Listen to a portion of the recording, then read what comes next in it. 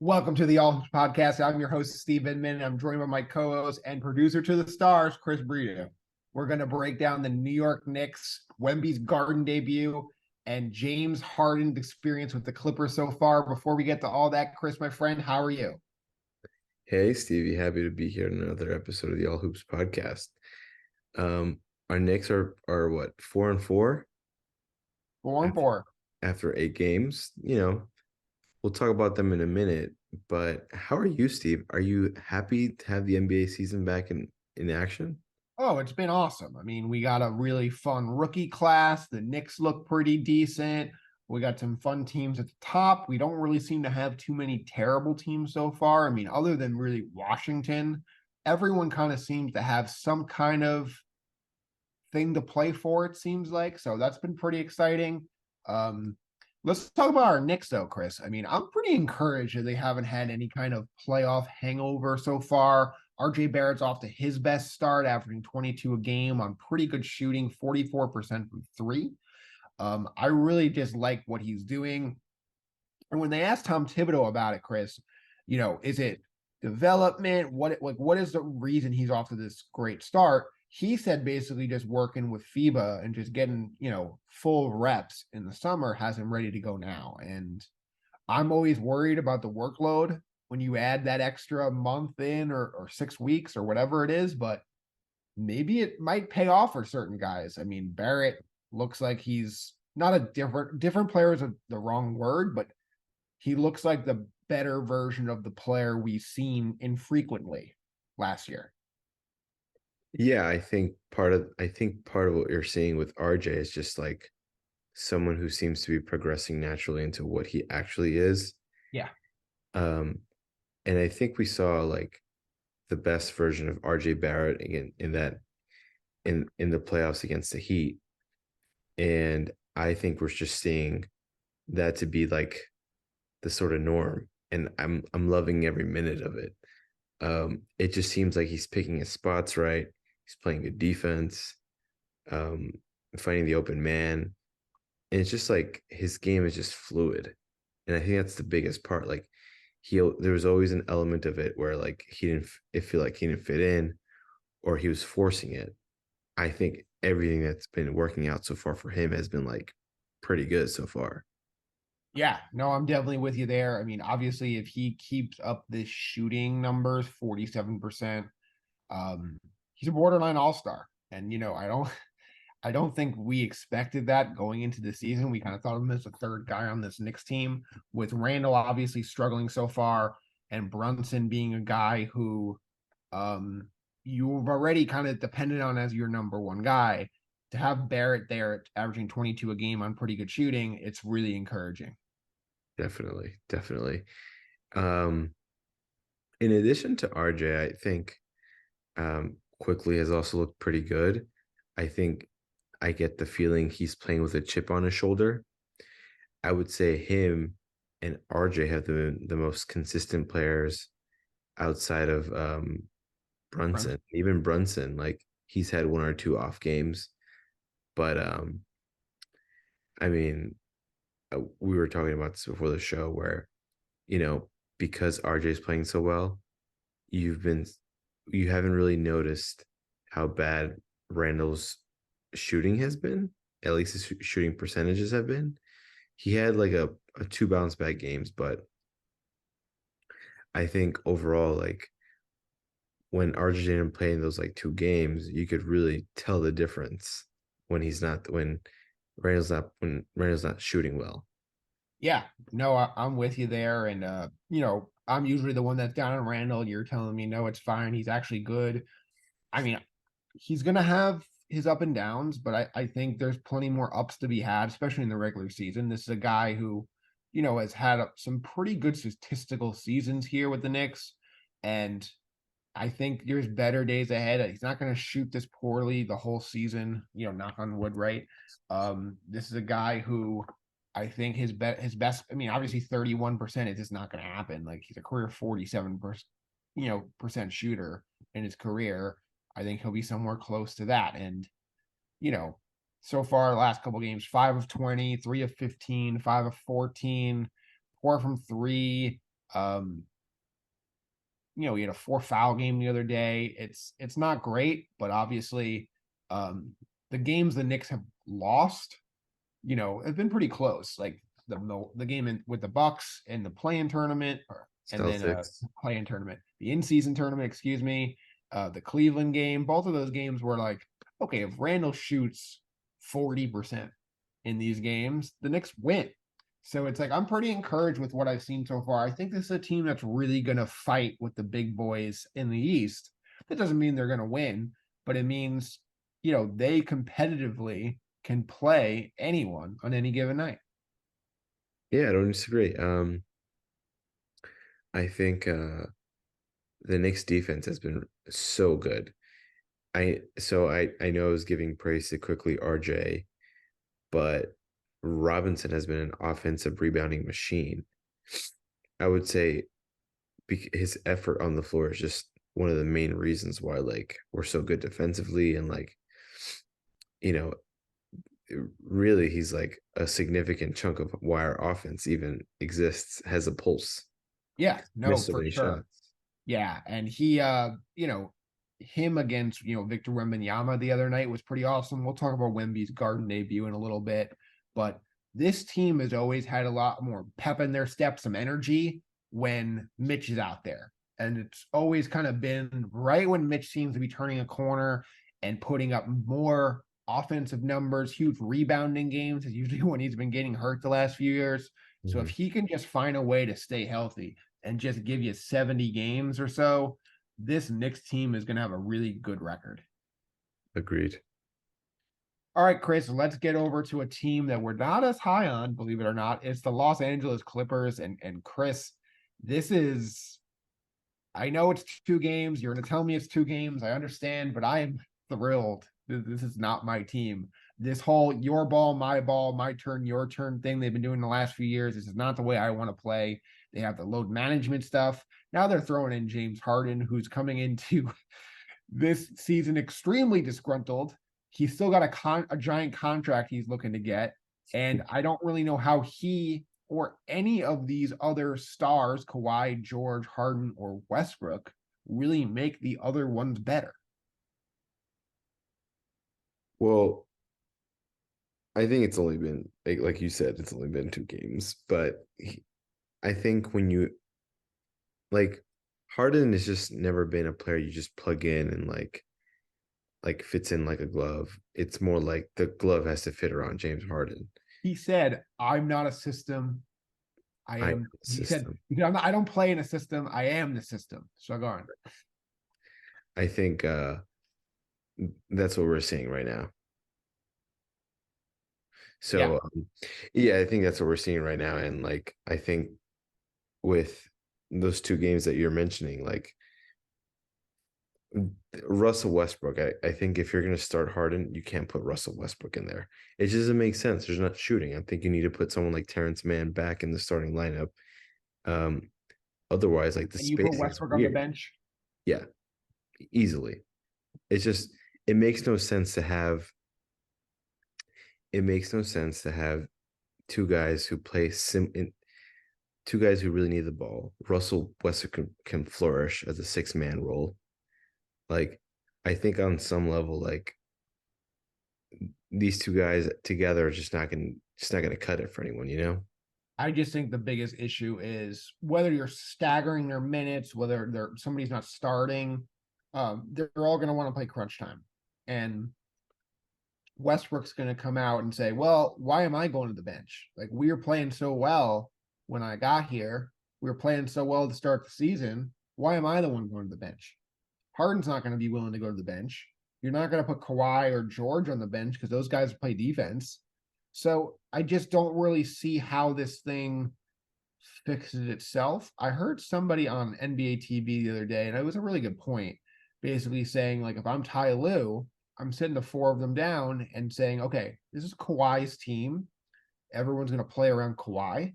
You guys are smart and gifted enough to figure out what that looks like, and you'll figure it out. I trust Mhm. you guys. And my concern is the egos here are so big that I'm not sure they're going to listen to that. I think in some ways that's what you need a strong like leader type and not someone like Kawhi because Kawhi is so soft spoken. But it's funny you mentioned the thing about Harden and the system thing because the other night when I was at the game when the Clippers were playing the Knicks Yeah. and Paul George and Kawhi Leonard, it was as if they weren't even there. Right. Like they looked invisible. They were And this invisible. is two of the Imagine top seeing, 15 players in the game when they're at their best, if not better. yeah. I mean, are they top 15 at this stage of the game? I say when they're at their best. Okay. They All certainly right. were not. But yeah, I'm color me concerned here, Chris, especially because the West is so good. I mean, look at like Memphis. Like we both had Memphis right around that playing mark, and you miss one key player in job, then Adams gets hurt. Um, Mhm. and then you got a couple of bench injuries with guys like Sandy Aldama. And where are they? They're 1-7. They're the bottom of the West. It Yeah. goes that quickly just because of you get off to a 2 week bad start and you can say, oh, it's only 2 games, but like 2 games becomes four, then it becomes 2 weeks, and it becomes a month, and all of a sudden, if you're 11-15 here, you might not be able to make up that ground, and then you're stuck in that playing mix the whole year. I mean, the Lakers were kind of in that similar situation last year, and they said this year we have to get off to a good start. That's not Yeah. happened either. But at the same time, everyone's kind of concerned about being stuck in that playing mix instead of getting that one of those top 6 seats. If I'm the Clippers, I'm a little worried right now. Yeah. And it's just tough to say. Like the West is just like a different beast, you know? Yeah, absolutely. And there might be a new team coming up in the West. Maybe not this year, could be next year. Definitely after that, it's the Spurs, Chris. And seeing Victor at the Garden, obviously it wasn't his best game. I think he finished with 14-9, but Mitch pretty much locked him up throughout the game. Other than Wednesday night, it's been pretty impressive for Victor. What have you seen so far? I mean, I think his shooting ability for someone his height is has been the most impressive part. I think there was a photo like last week or whenever it was when he was playing the Suns and Kevin Durant, Yeah. who's pretty tall, was trying to guard him and he looked small next to Wemby. So, all this to say, once, listen, it's Wemby's what, eighth game or whatever. Wemby's gonna have off nights like that. There are people who are just like physically stronger than him right now, like Mitch. Yeah. Um, and I'm not sure what you do to build Wemby, but I think it'll be interesting to see once he develops a little more strength to see what happens with his like how he plays.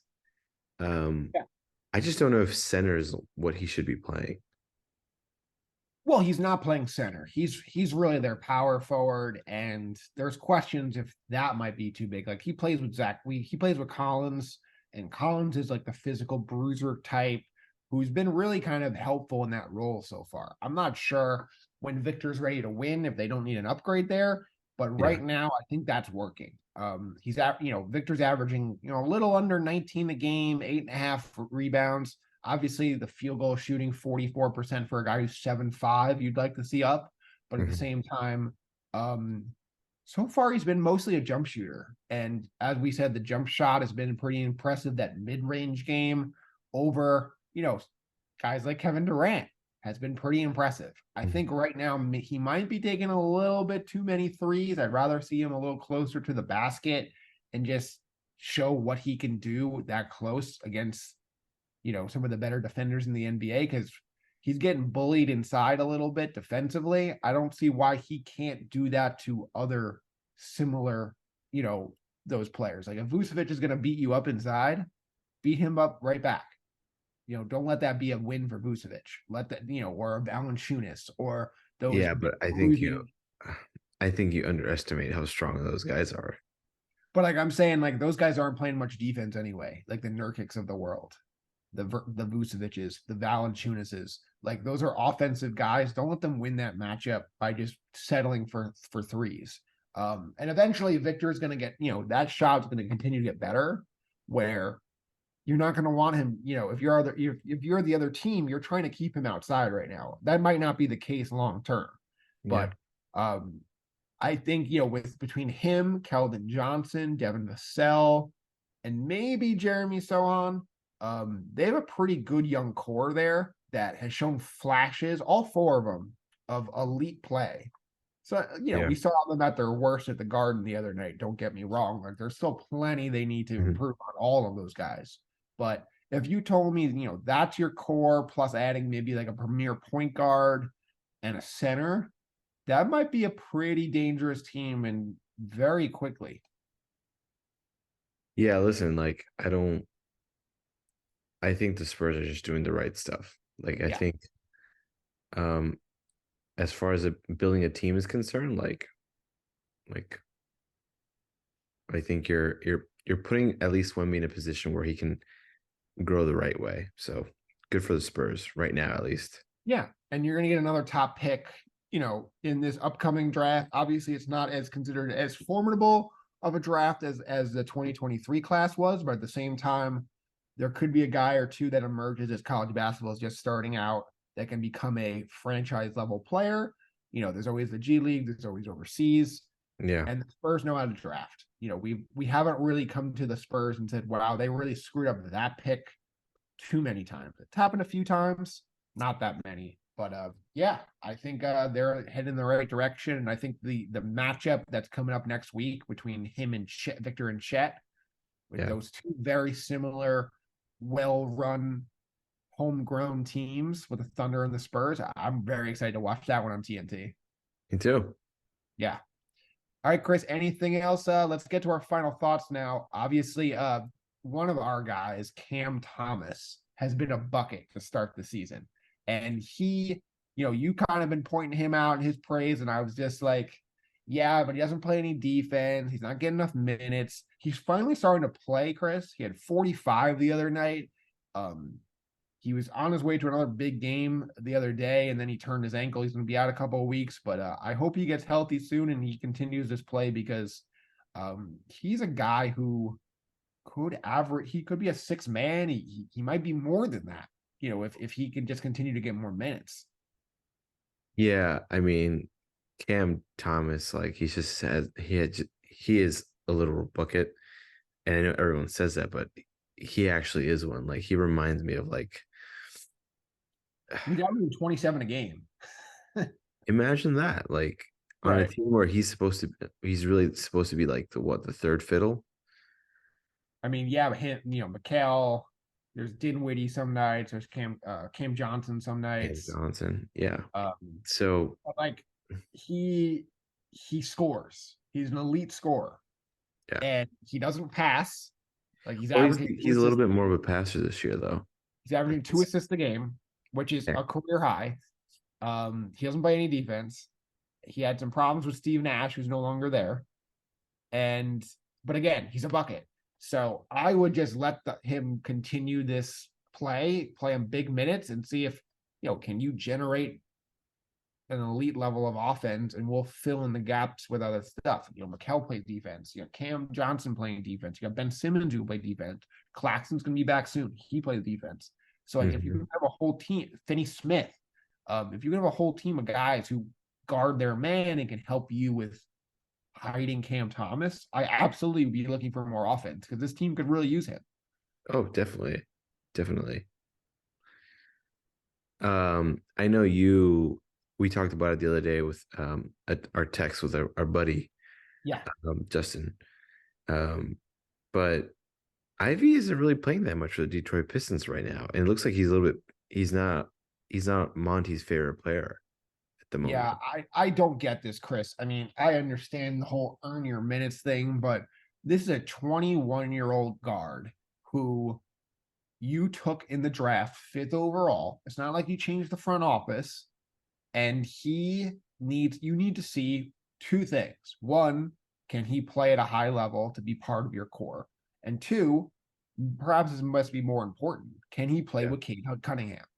I don't know the answer to those questions. And if you're staggering his minutes, you're not letting him start, you're playing guys like Killian Hayes, who are probably not part of your future, over him, I don't like it. I don't get it. Um, last year he averaged 16 a game on, pretty poor shooting. This year the shooting's up, but the minutes are down.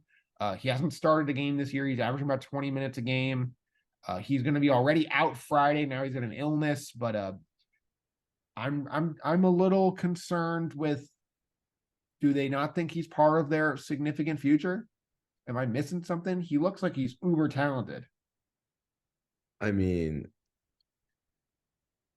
well, let's look at it one way that way. He had a whole year to to really like become an NBA professional.